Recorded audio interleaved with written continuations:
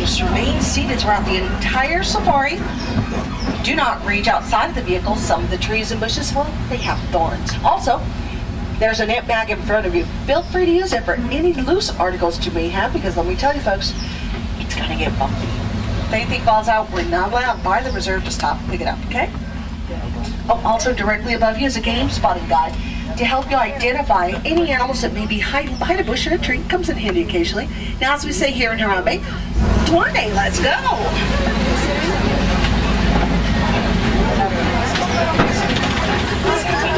Gordon's on the radio now, folks. We're actually entering the reserve. You may want to keep your cameras out and ready to go. Never know when we'll spot an animal out here. In fact, if you look towards your right-hand side, the tall, dark brown animal, the white stripes on the hind legs, that's an okapi. There's even a baby. Look at that. Okapis were discovered in 1901, very shy and reclusive. They're not related to the zebra, as everybody thinks, because the stripes are actually related to the giraffe. Now, also on the right-hand side, you can notice a very small animal, dark brown, with a yellow stripe on the back. That's a yellowback duiker. Now, their name comes from the Afrikaans word duiker, which means diver, because they dive head first into the bush to escape predators. Now, if you look directly in front of us, you're going to see those large brown animals in the middle of the road, in front of that other truck. Those are the greater kudu. Second largest antelope in Africa. They can weigh up to about 750 pounds. If you see one with horns, that's probably a young male. The reserve was actually established around 1971 to help protect and preserve the local wildlife from poachers. Had so many problems here in Africa, unfortunately.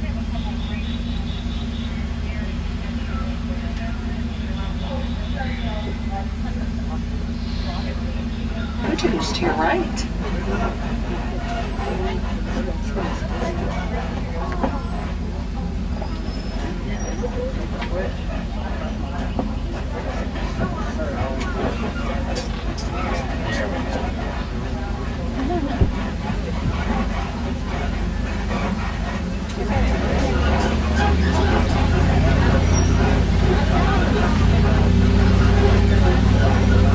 You look closely towards the top of the hill. On the right-hand side, the reddish-brown animal with the white stripes and the horns. Those are the bongos, the ghost of the forest. Hardly ever seen the bongos. If you look closely, there's a greater kudu, the male, the very top, the one with the horns.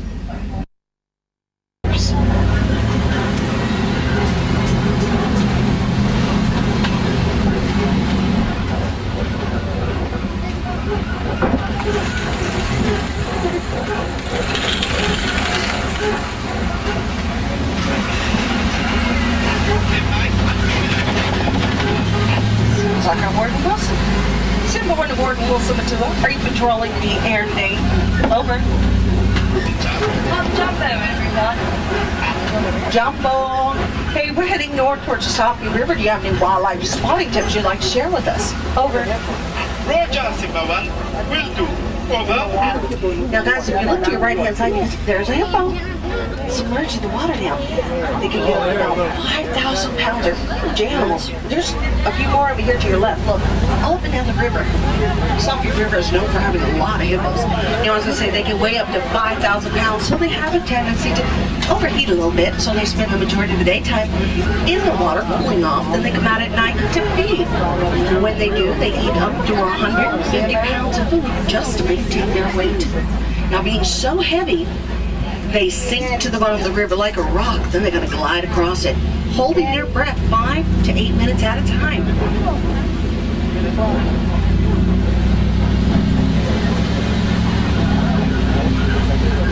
Simba 1, when you come to Senegal Bridge, go bullet for it, very slowly.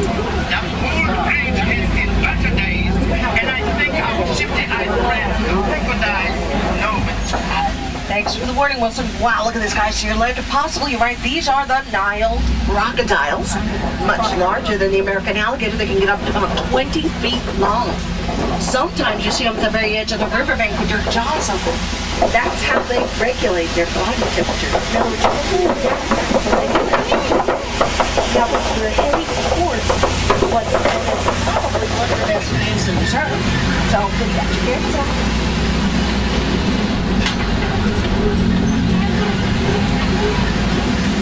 So also coming up around this next corner, we're going to see a very large tree, no leaves. That's a baobab tree. Now, this particular baobab tree is rumored to be it's about 1,000 years old. Isn't that incredible? Now, the locals call it the upside down tree, for obvious reasons. It looks like the roots are sticking straight up, and it stays that way, completely bare. 9 months out of the year, that's how they regulate their water for the dry season. Now we're heading into the savanna, which is the Serengeti grassland system, where we have animals that migrate through here, like the zebra, the wildebeest, but we also have permanent residents, the lion, the elephant, larger antelopes. This is the Africa we're trying so hard to conserve. I see you down there. You are in bush country. Drive carefully. I don't want you bumping into my animals. You should begin to see a wide variety of grass-eating animals around you, such as Thompson's gazelle. Miss Johnson, no one in Africa calls them Thompson's gazelle. They are termites. Termites. Over. Thanks, guys. We'll check in with you just a little bit later. Over. Now to look at the savannah. We're actually creating the savannah. Behind them come the giraffe with their long necks. They walk around eating all the tender leaves off the bottom of the trees. As you look around, you see how even everything is? That's the work of the giraffe. They do it very well for about 20 hours a day. Now to your left, the dark brown animal with the horns is a sable antelope. The symbol for the Harambe Reserve. They use their horns for dominance displays. In other words, basically for fighting. Now these mounds of dirt to your left and right, they are termite mounds made out of dirt and saliva. They get very, very hard, like cement posts. Then the elephants use them for a scratching post. When they're done, they look a little bit more like that one on the right-hand side. Now at that point, some of the smaller animals like the warthog or Thompson gazelle, they could use it for a lookout post for predators. They may be lurking around the grass or even in the bushes.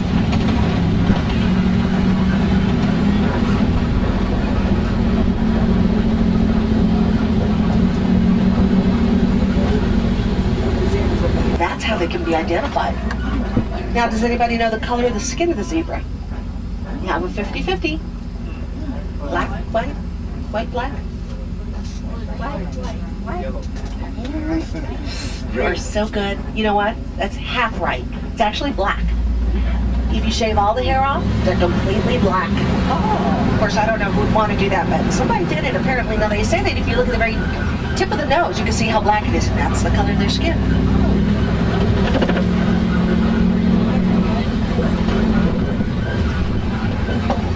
Now here to your right, if you look closer, you're going to see some animals that look a little bit like deer. Now those are impalas, known for leaping 30 feet in one leap. Now if you look back to the right into the palm trees, there's a few zebras. Now they're gray animals laying down with a black face and the horns. Those are white bearded wildebeest, also known as gnu. It's an African word for the grunting sound they make, but it also stands for wild cattle, gnu.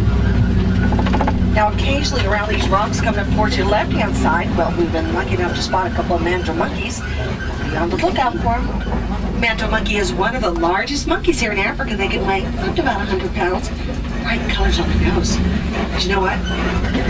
We're also heading into elephant country, and hopefully we'll get to see a lot of elephants, including our famous residents, Big Red and Little Red. Now I see there's one mantua monkey over there between the bushes and the rocks. Oh, there's a couple of them in the middle of the rock, baby and the mother. Another one behind the tree. Those are the mantua monkeys to your left. Now to your right, those are the eastern white pelicans. Their wingspan can reach 11 feet wide. I want to crush fingers anyways.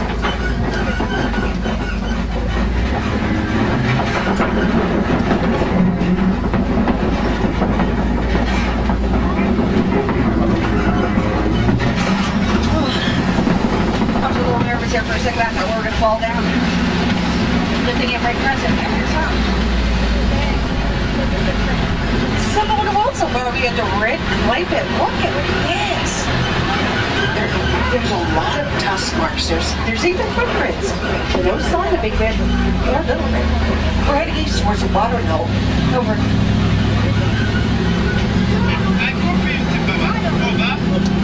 Elephants are very large animals. They can weigh an average of 7 to maybe 13,000 pounds. Huge. And they can live 60 to 70 years long. Now, folks, as we go around this next corner, start looking towards your left. Hopefully we'll spot a few. Yeah. I have to report back to base. Over. South. We'll be about to pick you up in a little while. Over. Now, there's a couple of elephants to your left, one by the rocks, one by the baobab tree, but to your right, we have a giraffe. Where? To your right. The other right. Any closer, it's going to bite you, honey. Now, this is a reticulated giraffe. When born, it can be 6 feet tall.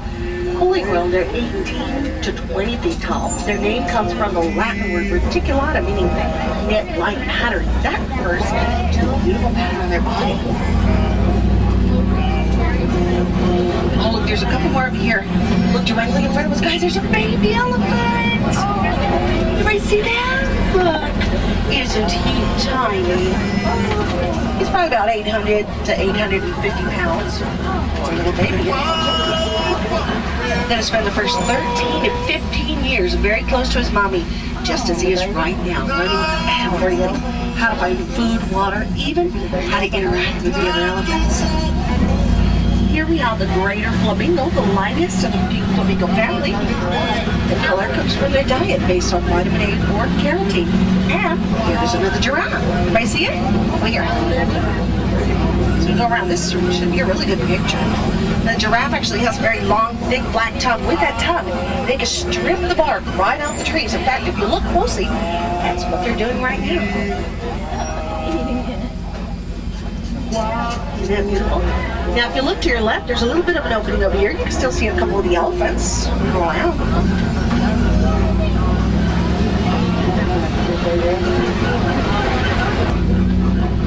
Go ahead. Right, those are ostrich eggs, the largest eggs in the animal kingdom. Hopefully we'll spot an ostrich. They should be fairly nearby. Now to your left, the white animal, the longhorns, is a similar wabi the copies. Nothing unusual here. Over. Okay, Simbawan, but keep your eyes open for anything unusual.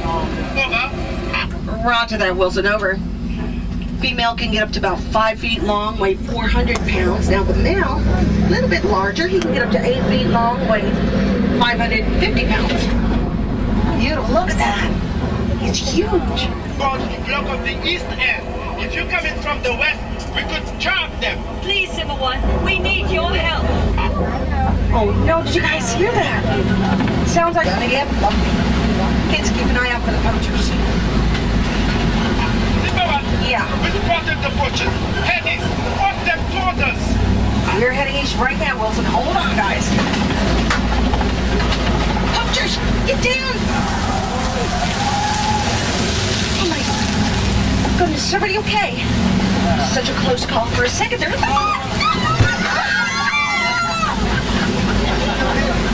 Wait a second, where'd they go? What's this?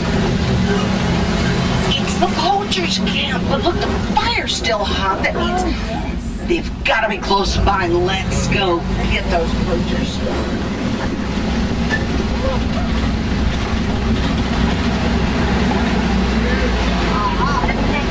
You forced them into our trap. Orphans have big reds. She'll be fine.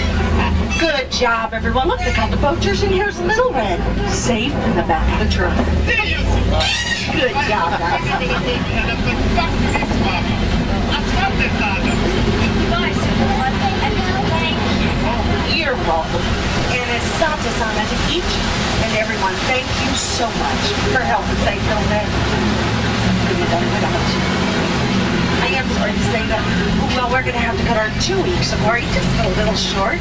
But I'll be taking you back to the Warden's Post, where it's a short walk to the Countdown Forest, where you can visit a lot of different animals that you didn't get to see here today. Highly recommend it. Now, folks, make sure you check those knit bags for any loose articles. We don't want you forgetting anything. And in her office, day we say Waharini, that's Swahili for go well.